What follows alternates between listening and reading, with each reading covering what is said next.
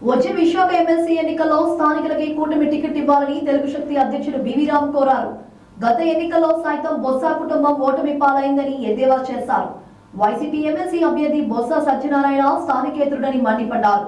కూటమి నుండి టికెట్ రాకపోయినా ఇండిపెండెంట్ గా నామినేషన్ వేస్తానని బివి రామ్ తెలిపారు. కూటమి ఒకవేళ అభ్యర్థి పెట్టని పక్షంలో నేను పోటీ చేస్తాను ఇండిపెండెంట్ అభ్యర్థిగా అని చెప్పడం జరిగింది.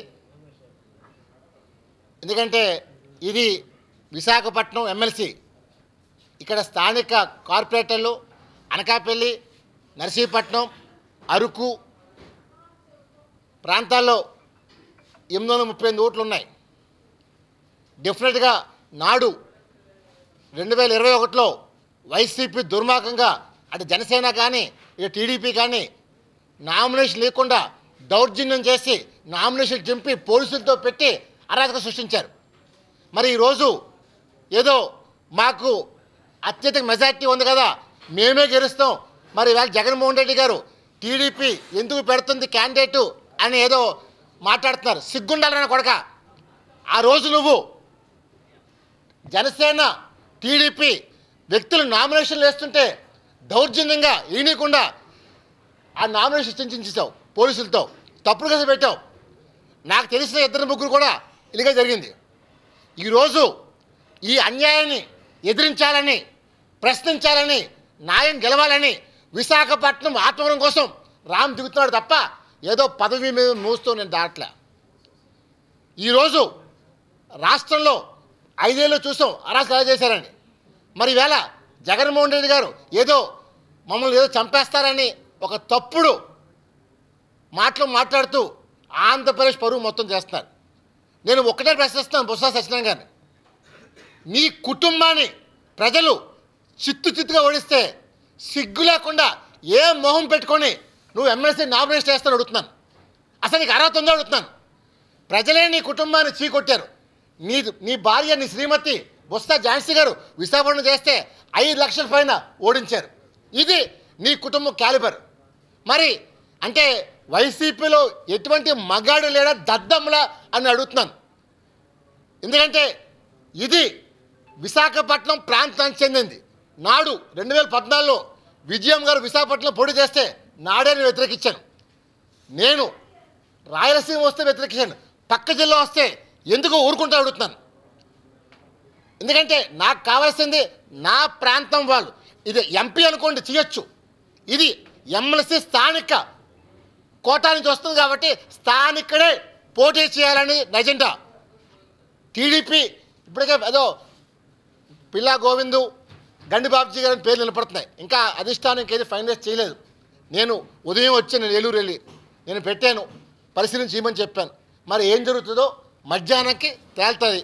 నేను ఒకటే పిలిపేస్తున్నాను, డెఫినెట్గా ఇది టీడీపీ గెలవబోతుంది, అందులో ఎటువంటి డౌట్ లేదు. క్యాండిడేట్ నాకు ఇవ్వకపోయినా పర్లేదు, మంచి వ్యక్తికి ఇవ్వండి, స్థానికులకి ఇవ్వండి అని నేను డిమాండ్ చేస్తాను చంద్రబాబు నాయుడు గారు.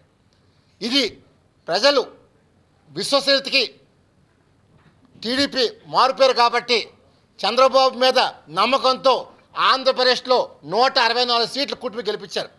ఆ విశ్వాసాన్ని నిలబెట్టుకోవాలని, మంచి వ్యక్తికి ఇవ్వాలని బొత్సని చిత్తుగా తెలుగు శక్తి యుద్ధం చేసి ఓడిస్తామని చేస్తున్నాను. ఏమన్నా ఉంటే అడగండి, నేను సమాధానం చెప్తాను.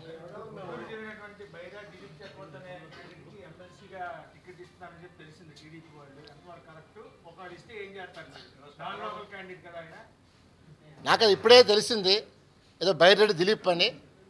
నేను ఒకటే ప్రశ్నిస్తున్నాను, ఆడు బైరెడ్డి కానీ ఏ రెడ్డి కానీ ఇది స్థానికులకే టికెట్ ఇవ్వాలి. ఒకవేళ ఇవ్వని పక్షంలో డెఫినెట్గా నేను ప్రశ్నిస్తాను, చంద్రబాబు నాయుడు ప్రశ్నిస్తాను. ఎందుకంటే ఇది విశాఖపట్నం స్థానిక ఎమ్మెల్సీ కాబట్టి డెఫినెట్గా టీడీపీ లోకల్కి ఇవ్వాలి.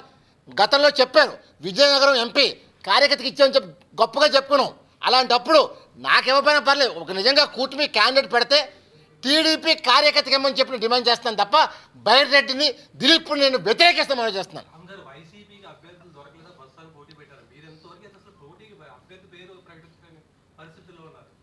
అభ్యర్థి పోటీ పరిస్థితిలో లేదు, అది కేవలం తర్జన్ భజన్ నడుస్తున్నాయి. ఈవేళ మధ్యాహ్నానికి ఫైనలైజ్ అవుతుంది. కానీ ఇప్పుడు ఏదో బయట దిలీప్ అంటున్నారు, దాని మీద వ్యతిరేకిస్తున్నాను. డెఫినెట్గా ఇప్పుడు నేను ఇక్కడి నుంచి పార్టీ హౌస్కి వెళ్తున్నాను. నా స్టాండు నాడు నేడు ఒకటే, బయట వాళ్ళని తరిమి కొడతాను. అంతేకాని తెలుగు శక్తి ఎవడు పలికిలి మోయం. ఇక్కడ విశాఖపట్నం ప్రజలు కూడా మోయటానికి సిద్ధంగా లేరు మనం చేస్తున్నాను. అందువల్ల విశాఖపట్నం వ్యక్తే ఎమ్మెల్సీగా పోటీ చేస్తారు. రేపు దాకా టైం ఉంది. డెఫినెట్గా రేపు 3 లోపల నామినేషన్ పడుతుంది, పోటీకి వెళ్తుంది మనం చేస్తున్నాం. డెఫినెట్గా నేను వ్యతిరేకిస్తున్నాను సార్ చంద్రబాబు నాయుడు గారు. సార్ నేను ఆల్రెడీ పార్టీ ఇప్పుడు అధిష్టానానికి నేను ఫోన్ చేసి తెలియపరచిపోతున్నాను. సో డెఫినెట్గా ఇది విశాఖపట్నం ప్రజలు ఆత్మగౌరవ సమస్య. ఎవరో బయట వాళ్ళు వస్తే పలికి ఆల్రెడీ కొంతమంది నాయకులతో మాట్లాడిన వాళ్ళు కూడా ఇదే చెప్పారు. రామ్ యూ ప్రొసీడ్, ఎట్టి బస్సులో మనం అలౌ చేయొద్దని చెప్పన్నారు. అంతే బైరెడ్డి కాదు, స్థానికులకే ఇవ్వాలి. అవసరమైతే టీడీపీ కార్యకర్తకి ఇచ్చిన తెలుగు శక్తి విజయం కృషి చేస్తే మనం చేస్తున్నాం.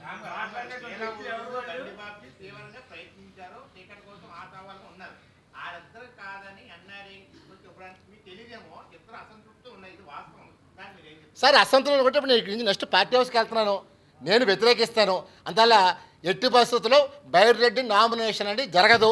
డెఫినెట్ విశాఖపట్నం జరుగుతుంది. అందువల్ల చంద్రబాబు నాయుడు గారు దీన్ని ఆచితూచి వ్యవహరిస్తున్నారు తప్ప ఆయన తొందరపాటు డిసిషన్ తీసుకుంటలేదు. డెఫినెట్గా ఈరోజు మధ్యాహ్నం 3 లోపల అనౌన్స్ చేస్తారు. రేపు దాకా టైం ఉంది కాబట్టి రేపు నామినేషన్ పడుతుంది.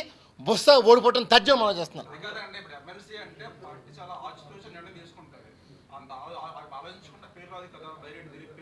అది ఇప్పుడు వచ్చింది, నిన్న మొన్న ఆ పేరు ఏం లేదు. ఇప్పుడు అదే ఇప్పుడు వచ్చింది, నిన్న మొన్న పేరు లేదు. అందువల్ల డెఫినెట్గా నేనైతే వ్యతిరేకిస్తున్నాను. ఎందుకంటే రామ్ అనేవాడు ఎవరికి భయపడం, నేను నిజాయితీ నించుంటాను. అందువల్ల తప్పుగానే మాట్లాడతాను. అందువల్ల చంద్రబాబు నాయుడు గారి దృష్టి తీసుకెళ్తాను. డెఫినెట్గా బయటకి రాదని చెప్పి నేను సభాముఖం చెప్తాను. ఇది నా ఓపెన్ ఛాలెంజ్ మనం చేస్తున్నాను. సార్ మనం చూసాం జీవీఎంసీ ఎన్నికల్లో 10కి 10 స్టాండింగ్ గెలిచాం. సో డెఫినెట్గా నాడు బెదిరించి భయపెట్టారు. ఈరోజు జగన్ అనే రాక్షసుడు ఈ యుద్ధం ఒక రావణాసుని మధ్యన రాముడి మధ్యన జరుగుతుంది. డెఫినెట్గా ప్రజలు రామరాజు కోరుకుంటారు తప్ప రావణాసుని కోరుకోరు. నాడు భయపెట్టి చేశారు. సో వాళ్ళు కూడా ఎంపీటీసీ జడ్పీటీసీలు కూడా ఆలోచిస్తున్నారు. డెఫినెట్గా జగన్ పాలన వద్దని ప్రజలు ఎప్పుడైతే తీర్పిచ్చారో వాళ్ళు కూడా సానుకూలంగానే ఈ విధంగా ఉన్నారు. భయపడి క్యాంప్ రాజకీయాలు స్టార్ట్ చేశారు. సిగ్గుచేటు క్యాంప్ రాజకీయాలు చేస్తున్నట్టు బెంగళూరు తీసుకెళ్తున్నారంటే. అంతేనా డెఫినెట్గా వాళ్ళు నీతికి నిజాయితీకి నిలబడతారు. మనం ఎలాగైతే చూసాం సాయి సంఘ ఎన్నికల స్టాండింగు, అలాగే టీడీపీ అభ్యర్థి గెలిచి తీరుతారని మనం చేస్తున్నాం. పంచకర్ రమేష్ గారితో సార్ ఇంకా నేను ఆల్రెడీ మాట్లాడుతున్నాను. ఇంకా Bigg Boss has to take decision. అంత వీళ్ళు ఎవరి చేతిలో లేదు. వీళ్ళు చెప్పినా బిగ్ బాస్కి చెప్తారు, బిగ్ బాస్ డిసిషన్ తీసుకుంటారు. మధ్యాహ్నానికి పేరు వస్తుంది. డెఫినెట్గా టీడీపీ నుంచి నేను నా కోసం అనట్లేదు, నేను విశాఖ గౌరవం కోసం పోరాడుతున్నాను, బొత్స ఒడిచం కోసం పోరాడుతున్నాను తప్ప నా కోసం ఎప్పుడు పోరాడట్లేదు, గతంలో ఎప్పుడు అడగలేదు. డెఫినెట్గా టీడీపీ కార్యకర్తకే టికెట్ వస్తుంది. మేము గెలవకపోతే మనం చేస్తున్నాం.